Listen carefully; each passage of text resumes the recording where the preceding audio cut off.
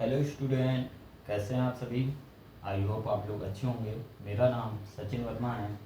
आज मैं फिर आप लोगों के सामने जे के कुछ क्वेश्चन लेकर के आया हूँ। जैसा कि मैंने लास्ट वीडियो में आपको बता रखा था कि मैंने टोटल क्वेश्चन जो लिए थे वो 6 लिए थे, और पार्ट ए में मैंने क्वेश्चन नंबर 1 और क्वेश्चन नंबर 2 डिस्कस कर लिया था। तो मैंने बताया था कि उस वीडियो को मैंने 3 पार्ट में डिवाइड किया है, part A, part B and part C. तो पार्ट ए में मैंने first and second question discuss कर लिए। पार्ट बी में आज हम लोग इन 2 क्वेश्चन को देखेंगे, और पार्ट सी में हम लोग question number 5 and question number 6 देखेंगे। चलिए टाइम को बर्बाद ना करते हुए हम आगे अपने क्वेश्चन को कंटिन्यू करते हैं, ठीक है। तो पहला क्वेश्चन जो है वो पार्शियल फ्रैक्शन के ऊपर बेस्ड है। जैसा कि मैंने अपनी प्रीवियस वीडियो में पार्शियल फ्रैक्शन के ऊपर वीडियो बना रखी है, उसमें मैंने काफ़ी इजी वे में आपको पार्शियल फ्रैक्शन के ऊपर कैसे क्वेश्चन को मतलब डिस्कस कैसे सॉल्व किया जाता है वो मैंने आपको बता रखा है। तो प्लीज़ पहले आप उस वीडियो को देख लीजिए, तो आपको ये कॉन्सेप्ट काफ़ी इजी एंड सिंपल वे में समझ में आएगा। अदरवाइज़ मैं आपको ट्राई करता हूँ सिंपल एंड इजी वे में बताने का, तो प्लीज़ समझिएगा। तो जैसा कि हमारे पास क्या है, अल्फ़ा से alpha plus 1 D x upon में एक्स प्लस अल्फ़ा और x प्लस अल्फ़ा प्लस 1, ठीक है। तो इस इंटीग्रेशन को हमको सॉल्व करना है। तो मैंने क्या बताया था आपको, सबसे पहले क्या करना है, इस पार्ट को 0 को इक्वल करना है। तो x प्लस अल्फ़ा और x प्लस अल्फ़ा प्लस 1 को जब हम 0 के इक्वल करेंगे तो x की वैल्यू क्या मिल जाएगी हमें, माइनस अल्फ़ा, एंड x की वैल्यू मिल जाएगी माइनस अल्फ़ा प्लस 1, ठीक है। तो ये आपने वैल्यू फाइंड आउट कर ली। तो अब x equal to minus alpha जब इस फंक्शन में पुट करेंगे तो ये क्या हो जाएगा, आपका 0 हो जाएगा। तो मैंने ये बताया था जो भी पार्ट आपका 0 होगा उस पार्ट का आपको इंटीग्रेशन करना है।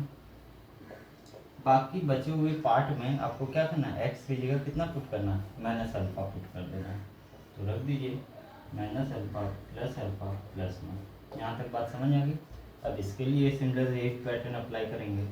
तो आपको क्या करना है, x की जगह माइनस अल्फ़ा प्लस 1 पुट करना है।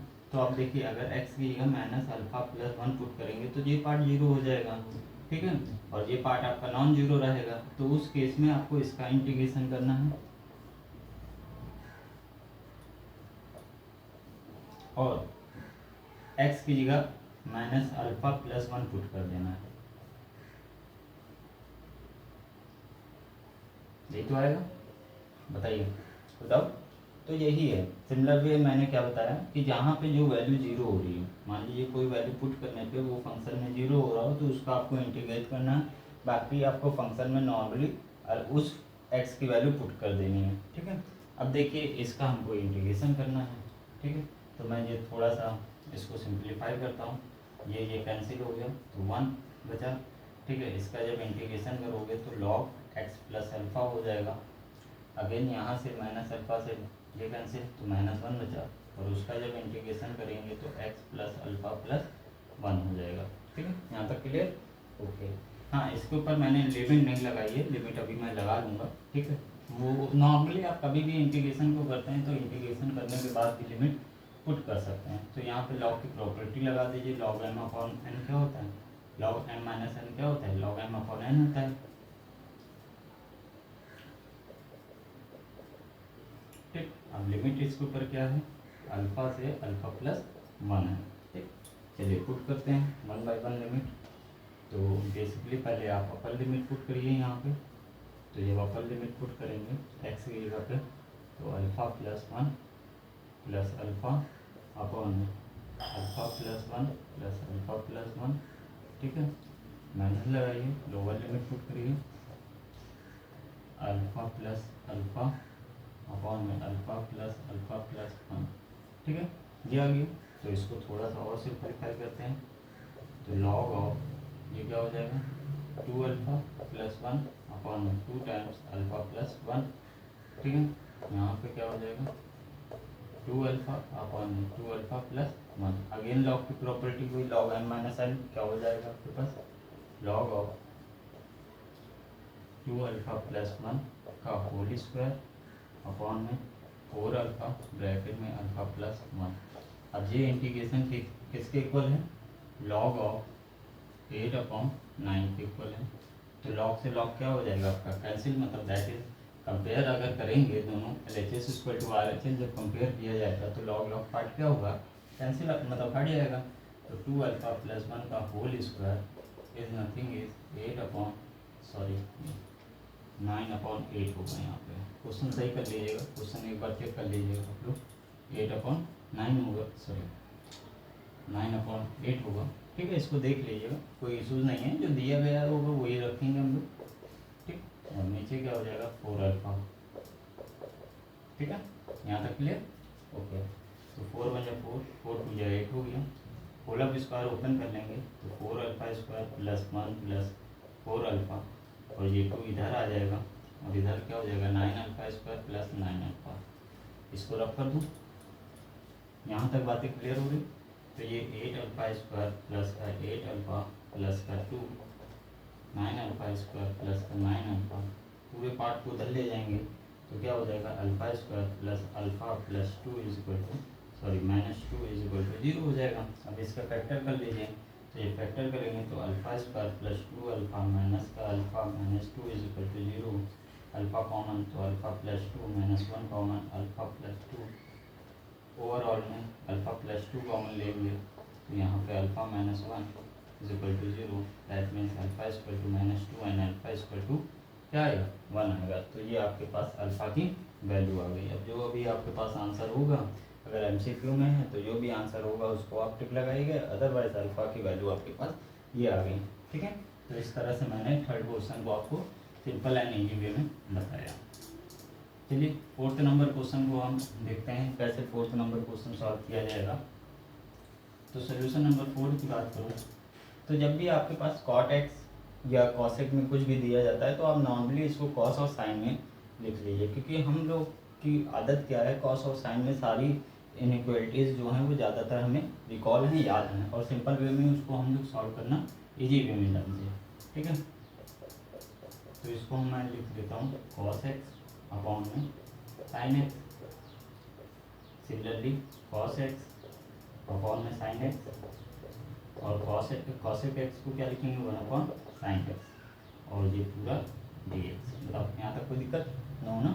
ठीक है, अब देखिए नीचे तो सेम ही है, तो ये क्या बनेगा 0 से π/2, साइन से साइन कैंसिल हो जाएगा तो बचेगा क्या cos x upon 1 + cos x dx। यहाँ तक कोई दिक्कत नो। ठीक है, कोई दिक्कत नहीं। अब देखिए यहाँ क्या कर सकते हैं हम, अगर थोड़ा सा अगर ध्यान दीजिए यहाँ पे तो कुछ लिखा जा सकता है, जिसको हम ये करते हैं,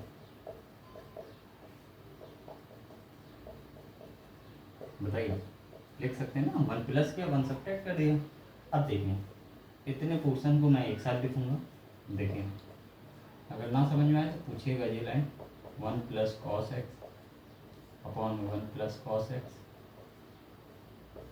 dx माइनस 0 से π/2 1/1 + cos x dx। बताओ यहाँ तक कोई दिक्कत, आई होप क्लियर हो रही होंगी बातें। ये तो कैंसिल आउट हो गया, मैं पूरा रफ कर देता हूँ। स्पेस थोड़ी कम है इसलिए बार बार रफ करना होता है, इसीलिए थोड़ा टाइम और जाता है, अदरवाइज समय हम लोगों के पास बचेगा।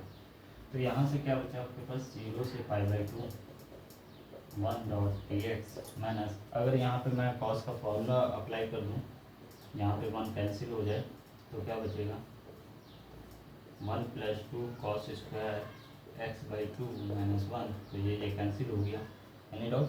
यहाँ पे जब इंटीग्रेशन करेंगे तो आपके पास क्या हो जाएगा x हो जाएगा 0 से π/2 लिमिट, यहाँ पे देखिए 1 1 कैंसिल तो 1/2 बाहर, और 1/cos² x क्या होता है sec² x होता है, तो 0 से π/2 sec² x/2 dx। ठीक है, अब sec² x/2 का क्या होता है इंटीग्रेशन, बता सकते हैं, बताइए ना। ये तो हो जाएगा आपका tan x/2, बट x/2 है हमारे पास तो 1/2 आपका डिवाइड में भी आएगा, है ना। ये तो बात क्लियर होगी। ठीक है, तो ये 1/2 से 1/2 कैंसिल, और इसके ऊपर लिमिट ये होगी वो 0 से π/2 होगी। ठीक है, तो ये π/2 आ गया आपके पास। यहाँ जब लिमिट रखोगे तो tan π/4 बनेगा, और tan π/4 क्या होता है आपके पास 1 होता है, 10 पाई/4 क्या होता है आपके पास 1 होता है। ओवरऑल मैं पूरा 1/2 कॉमन लेता हूँ तो पाई माइनस 2 ये आ गया। और ये आपको क्या करना है, इसके किसके इक्वल रखना है, इसके इक्वल रखना है। कंपेयर कराएंगे तो यहाँ पे n की जगह कितना हमको मिलेगा -2 और m की जगह कितना मिलेगा 1/2। अब हमें क्या फाइंड करना है, दोनों का प्रोडक्ट फाइंड करना है। तो 1/2 into -2 that cancel out, that is -1। तो m इंटू n कितना मिल गया आपके पास, -1 मिल गया। ठीक है, इस क्वेश्चन में कोई दिक्कत हो तो आप मुझे बता सकते हैं। और नेक्स्ट वीडियो में दैट मीन्स पार्ट 3 में हम लोग मिलेंगे question number 5 and question number 6 को देखेंगे। ठीक है, तो इसी तरह से आपको नई नई वीडियो मिलती रहेंगे और मेरे चैनल को लाइक एंड सब्सक्राइब कीजिए। थैंक यू, धन्यवाद।